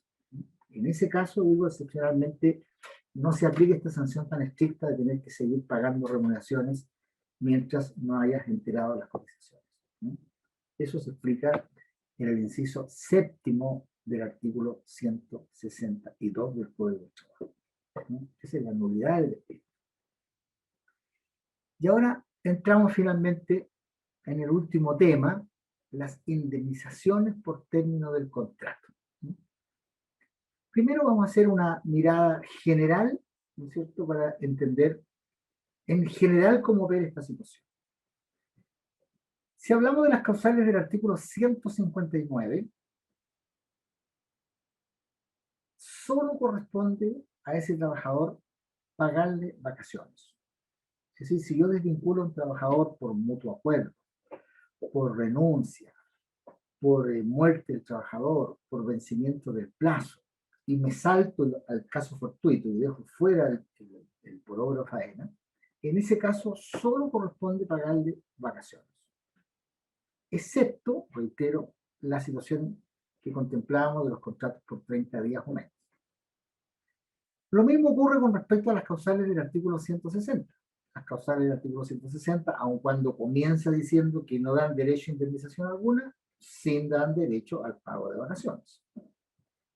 Sin embargo, cuando estamos hablando de las causales del artículo 161, e incluyendo el 163 bis, ¿cierto? En el caso de la quiebra de la empresa, como lo decíamos de manera común, en ese caso sí es posible tener que pagar indemnizaciones cuando se cumplen ciertos requisitos. Entonces, analicemos así someramente, sin entrar en mucho detalle, en qué consiste cada una de estas indemnizaciones. Antes de eso, recordarles que una obligación adicional que tiene el empleador al poner término al contrato de trabajo es firmar el finiquito con su trabajador.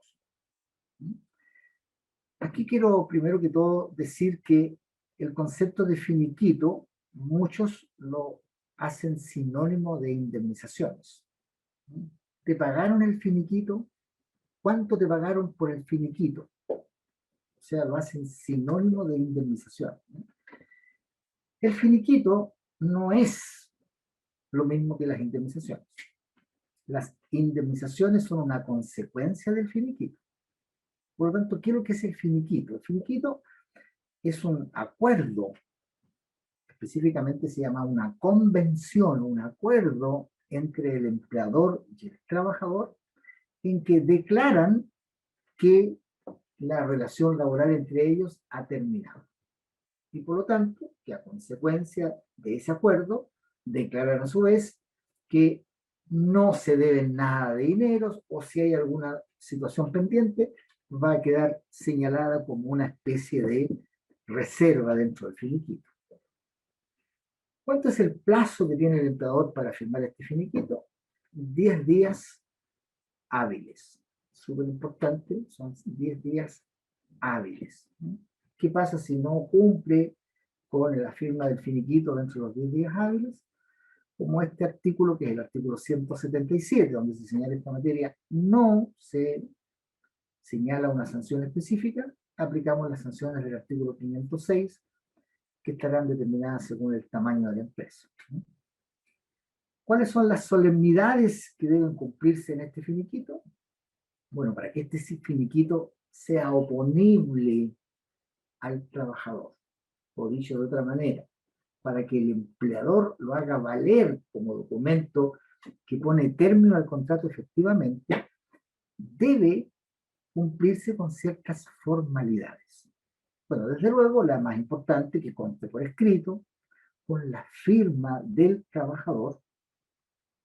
Sin embargo, para darle seguridad al trabajador y que además se verifique esto del pago de las cotizaciones previsionales, la ley exige que el finiquito debe firmarse ante un ministro de fe.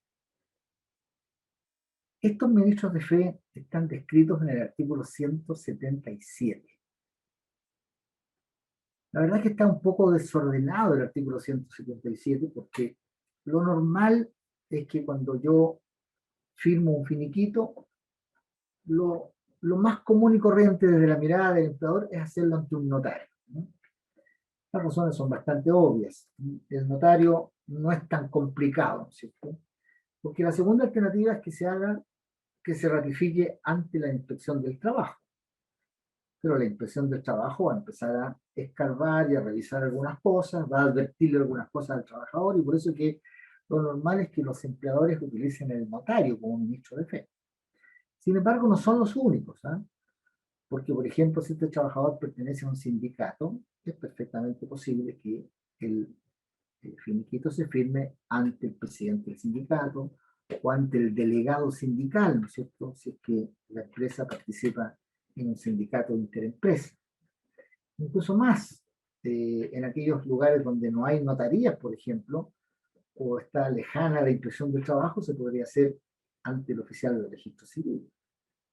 E incluso la ley permite que se haga ante el secretario municipal, porque el secretario municipal también es un ministro de fe para muchas cosas, y también podría ser este secretario municipal el ministro de fe. Lo importante es que este ministro de fe va a verificar que se cumplan los requisitos del finiquito, que estén al día las cotizaciones, y si no, le va a advertir al trabajador que ese despido es nulo, ¿no es cierto?, de acuerdo a lo que ya vimos del artículo 162.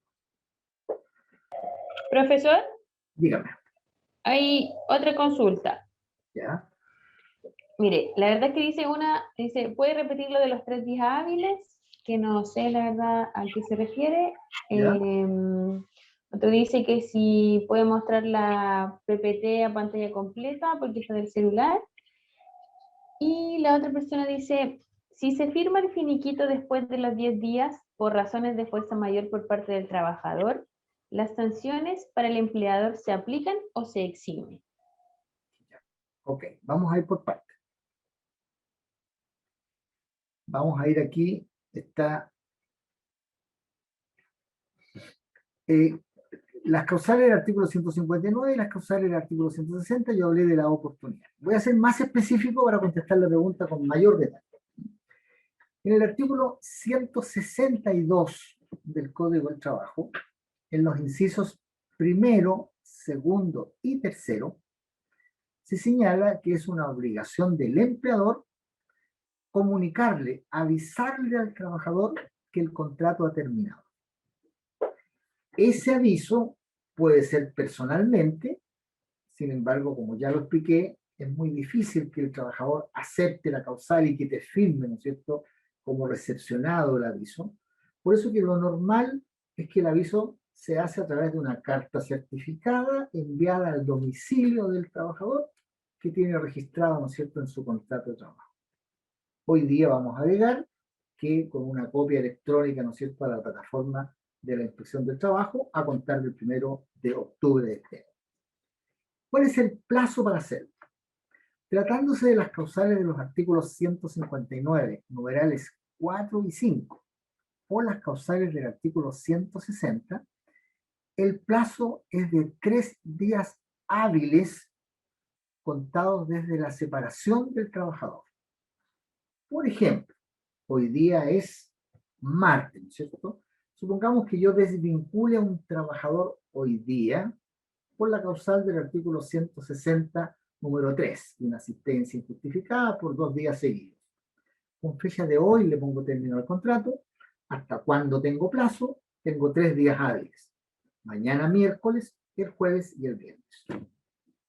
Pero para dar un ejemplo un poco más complejo, supongamos que yo lo hubiese desvinculado el viernes.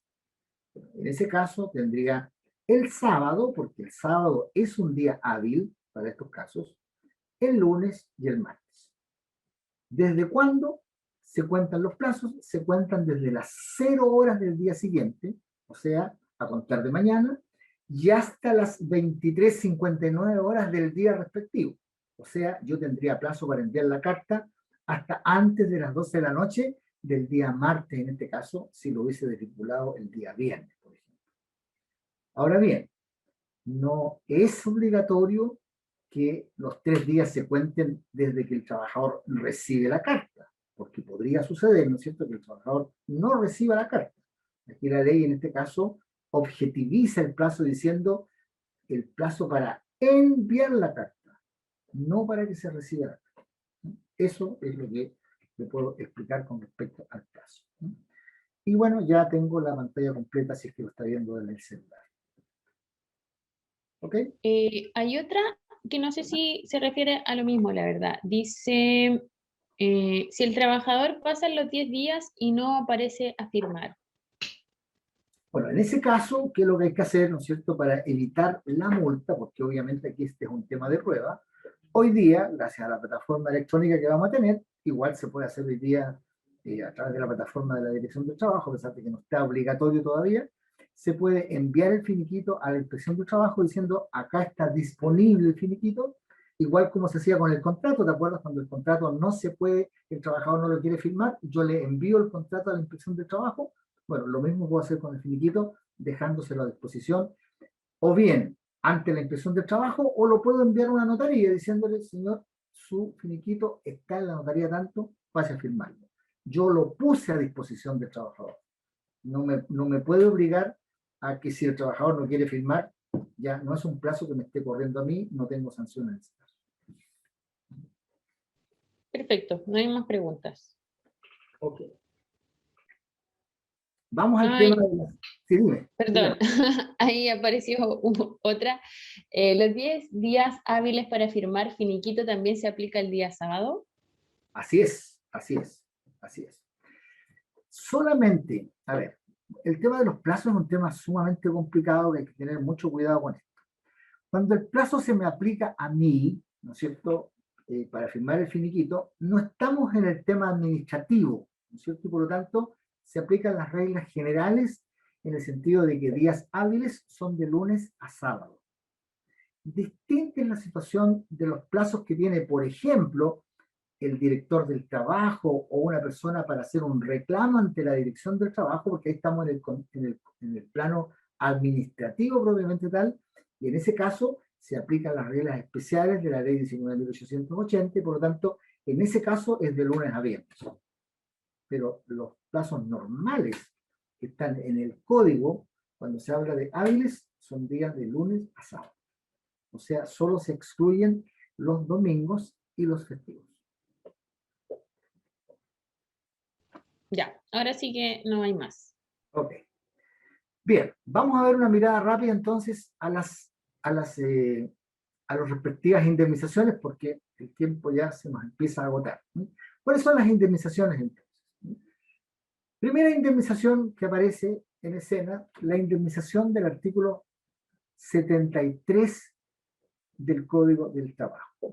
En el artículo 73 del Código del Trabajo se establece que lo normal es que las vacaciones no puedan compensarse en dinero, ¿cierto? Como es lógico. Sin embargo, si el contrato termina sin que el trabajador haya hecho uso de las vacaciones, en ese caso es obligación indemnizársela en dinero, salvo la excepción que reitero del artículo 44, inciso quinto, cuando el contrato es por 30 días o menos, ¿cierto? En todos los demás casos, yo, así el trabajador haya prestado servicios 5 días, le tengo que pagar vacaciones proporcionales por esos 5 días. No confundir si trabajó menos de 30 días, porque una cosa es que el contrato yo lo haya celebrado por 30 días o menos, que es distinto a que yo celebré un contrato, por ejemplo, de manera indefinida y alcanzó a trabajar 10 días. En ese caso, no se aplica la excepción, sí tengo que pagar la indemnización.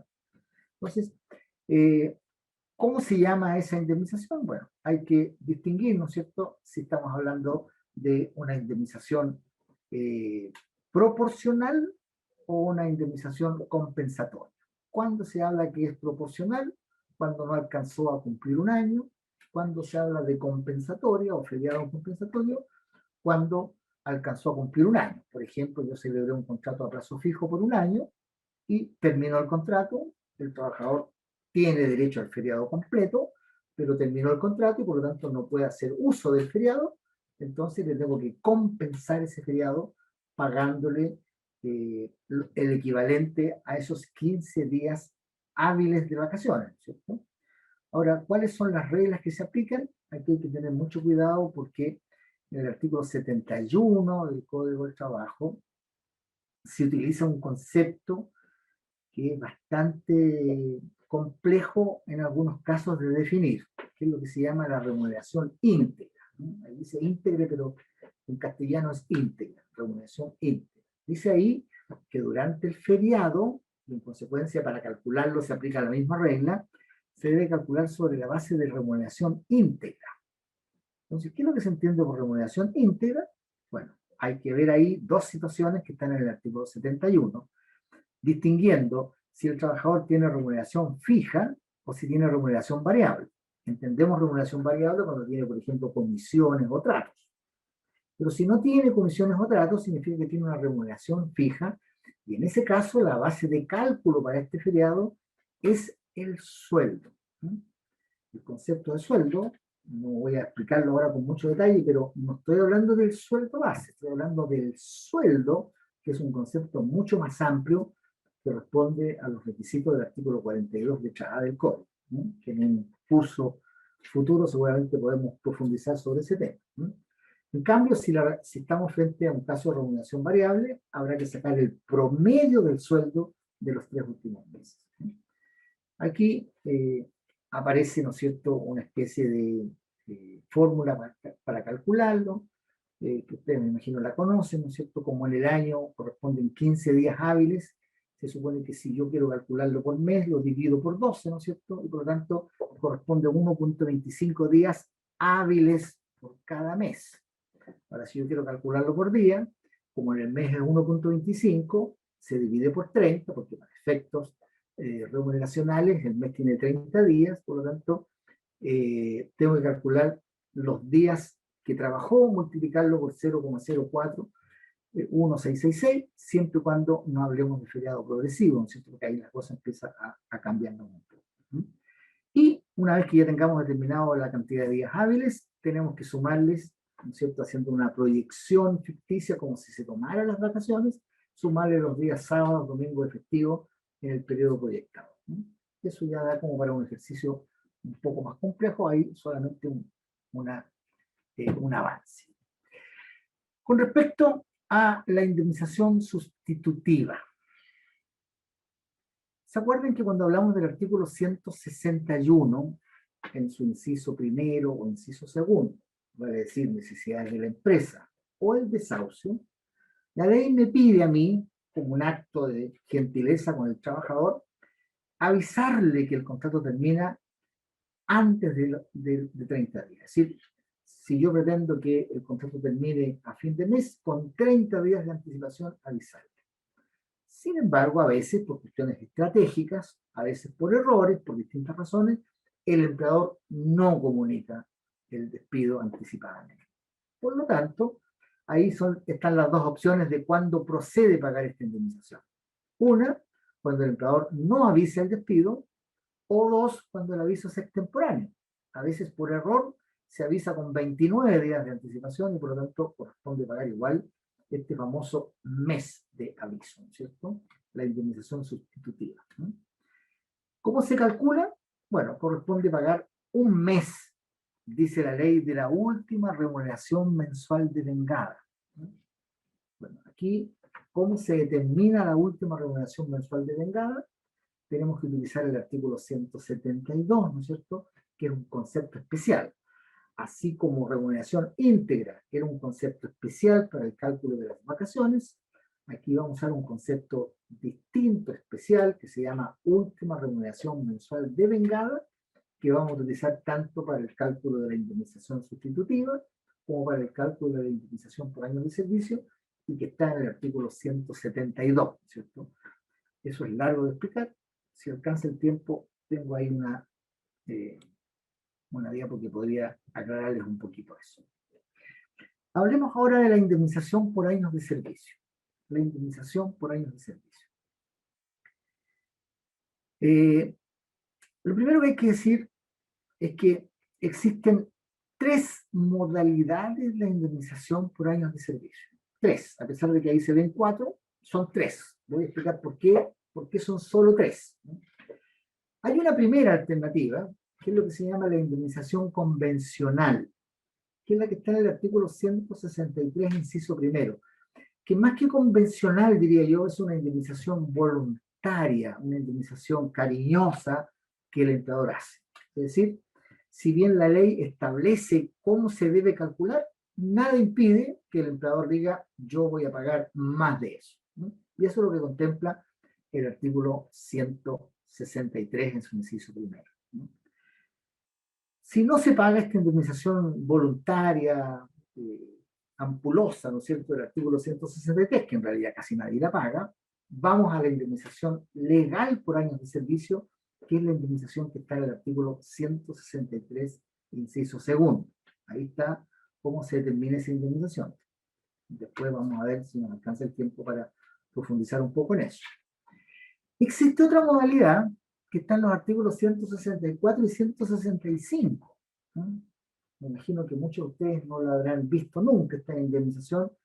De hecho, son muy pocos los que la aplican, porque según dice, no es muy conveniente para el trabajador. Es una cosa subjetiva, ¿no es cierto?, que amerita un análisis más profundo en un curso detallado sobre este tema, que es la llamada indemnización a todo evento. Es muy parecida a la indemnización que se le aplica a las trabajadoras de casa particular.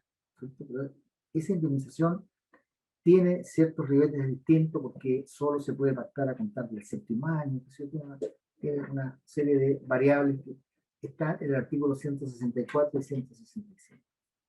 La última indemnización que está ahí, si bien está dentro del contexto de indemnización por años de servicio, en realidad no se llama así esa indemnización, porque esta es una indemnización especial que se creó para los contratos por obra o faena, que como regularmente estos contratos no alcanzan a durar un año, normalmente los trabajadores no tenían derecho a esta indemnización.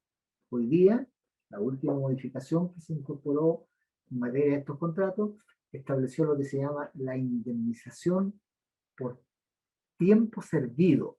O sea, es una indemnización, vamos a decir, por meses de servicio, para que se entienda mejor. Por meses de servicio. ¿Ya? Vamos a ver si nos da el tiempo y la explicamos más adelante. Veamos entonces más detalles de la indemnización por años de servicio. Primero, dos requisitos para que tú estés obligado a pagar esta indemnización por años de servicio. Primer requisito, a pesar de que aquí está al revés, ¿no es cierto? ¿Cómo lo dice el artículo 163? Y de ahí se desprenden estos dos requisitos o la procedencia, digamos, para que proceda. Dice, si el contrato hubiese estado vigente un año o más. O sea, claramente está diciendo que para tener derecho a esta indemnización, a lo menos hay que haber trabajado un año en la empresa. Y después dice, y el empleador pusiera término del contrato en virtud del artículo 161. Agrego 163, yo también ahora. En ese caso, procede la indemnización por años de servicio. O sea, esta indemnización, repito, procede cuando la causal es 161 o 163 bis, y además el trabajador hubiese prestado servicios a lo menos un año en la empresa. ¿Cómo se paga esta indemnización? Se paga sobre la base de 30 días de la última remuneración mensual de vengada. ¿Se acuerdan que hablamos del artículo 172? Digámoslo en términos simples, ¿no es cierto? Un mes de indemnización, vamos a decirlo, ¿no es cierto? Vulgarizando un poco el concepto. Un mes de indemnización por cada año de servicio o fracción superior a 6 meses. Es decir, por ejemplo, si yo trabajo un año y 6 meses, solo se me va a pagar un mes de indemnización, porque lo que corresponde es pagar 2 si fuera superior a 6 meses. Por ejemplo, si hubiese trabajado un año, 6 meses y un día, ya me tendrían que haber pagado 2. Entonces, no hay que confundir esta frase, porque hay que conciliarla con lo que decía más adelante. Algunos piensan, por ejemplo, que si un trabajador prestó servicios 8 meses, dice, pero como prestó servicios más de 6 meses, corresponde pagarle un año. No, eso no es efectivo, porque se rompe la regla anterior de que para tener derecho tiene que haber trabajado a lo menos un año.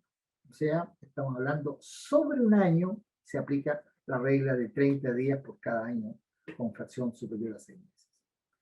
Esta indemnización, como ustedes saben, tiene un tope de 11 años, a pesar de que la ley no habla de años, sino que lo traduce en días, ¿no es cierto? Como ya dijimos, 30 días por mes significa 11 por 30, son 330 días topes de indemnización. O sea, el máximo que van a pagar son 11 meses. Salvo una excepción que ya van quedando muy pocos viejitos como yo, que podemos estar todavía en esta situación excepcional, de que nuestro contrato se haya celebrado antes del 14 de agosto del año 1981, porque en ese caso todavía está la excepción de que a ese trabajador se le paga sin el tope del artículo 163. Bueno, Quiero dejar hasta aquí este tema. Todavía faltan varios detalles, ¿no es cierto?, que se podrían complementar en un curso más profundo, más extenso, de más horas. Pero esto se trataba de un seminario solamente donde ya hablamos de cosas generales que ojalá les haya servido. Y quiero dejar estos últimos minutos por si hubiera alguna pregunta final para cerrar hoy día esta actividad. Profe, hay una pregunta que decía, siguiendo con los 10 días hábiles, si yo dejo el finiquito a disposición y el trabajador nunca aparece, ¿no se lo pago? ¿Debo esperar a que él lo firme para pagarlo? Obviamente, obviamente que sí, porque si no tú no tienes cómo acreditar que la relación terminó, y eso podría significar que ese trabajador posteriormente diga, primero, que no está desvinculado y que se te adeudan las remuneraciones de todos los tiempos que hubiesen transcurrido, digamos, desde que se fue efectivamente del trabajo. Por eso lo normal, espérate que termine, Fernandita, con esto, lo normal es que, ¿qué es lo que hago yo en ese caso? ¿No es cierto? ¿Cuál es mi recomendación? Para evitar problemas, yo dejo en una notaría no solo el finiquito para que lo firme, sino que además dejo a disposición en la notaría del cheque o vale vista de pago. Entonces, con eso, la plata sigue estando en mi cuenta corriente, pero hay un documento que acredita que estoy dispuesto al pago. Eso se llama pago por consignación. Y la siguiente era, ¿los días de vacaciones progresivas se pueden pagar en dinero? Bueno, la ley aquí no dice que se puedan pagar en dinero, pero sí establece una flexibilidad. Eso está en el artículo 68, inciso segundo. Se los voy a leer para que veamos cómo lo contempla. Dice, todo trabajador con 10 años o más, que si yo, tiene derecho a un día adicional por cada, y este exceso será susceptible de negociación individual o colectiva. Es decir, yo podría negociar con mi empleador cómo ver con esos días, es decir, cómo tomarlos, si me los tomo de una manera, si me los tomo de otra, colectivamente, si se van a pagar de una forma distinta. No, la ley no prohíbe hacerlo, ¿no es cierto?, salvo la disposición del artículo 73 que dice que el feriado establecido en el artículo 67 es el que no puede compensarse en dinero. Por lo tanto, el del 68 sí podría, utilizando una interpretación a contrario sensu, ¿no es cierto?, como se utiliza en el derecho. No sé si alguien tiene alguna otra consulta para que levante la mano y le damos el acceso al micrófono. Dirlet, ¿me escuchas? ¿Sí? ¿Sí? Para los que están consultando, vamos a subir el video a nuestro canal de YouTube y el material a nuestra página web. Así que se va a demorar un poquito, pero vamos a subir la presentación y la grabación va a estar lista en nuestras redes sociales para que la puedan ver desde ahí. Súper.